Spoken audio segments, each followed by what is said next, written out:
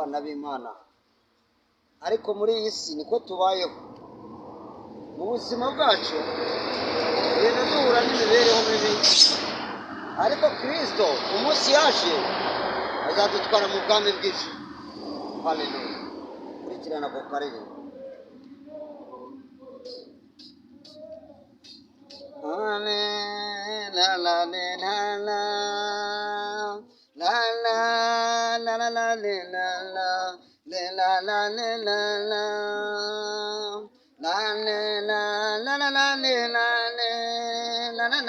la la la la la la la.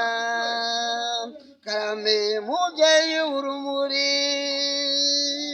Rwanda mubyeyi unkunda, iyo mbyutse mu gitondo ndakwiragiza, nkoresha ibyiza byose.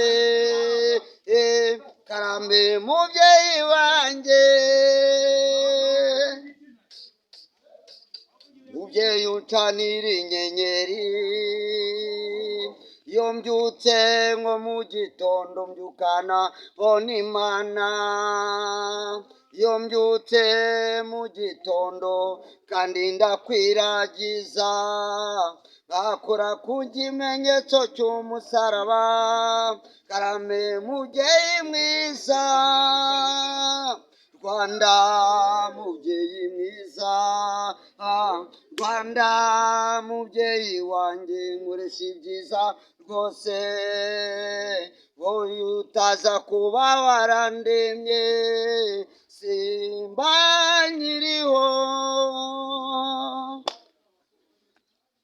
N'igiki narushaga abandi, n'igiki natanze kugira ngo mbone imibereho, n'impuhwe zawe mwami, nuko kandi wanyiremeye.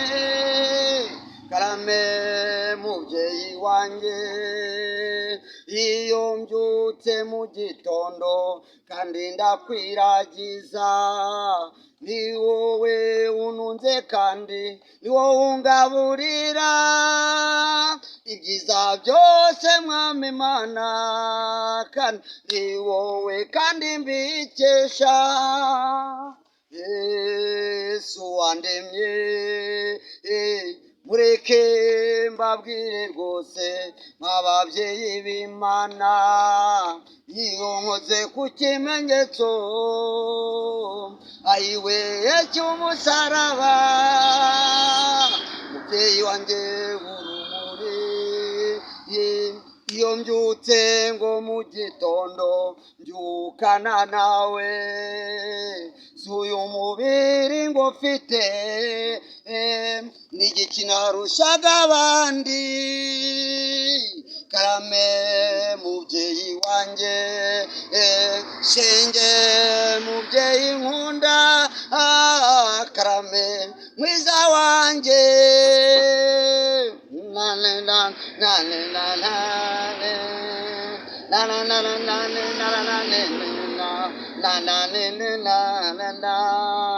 n'igiki narushaga abandi basore kandi bitahiye biviriye, ayiwe bandi muri uyu mubiri.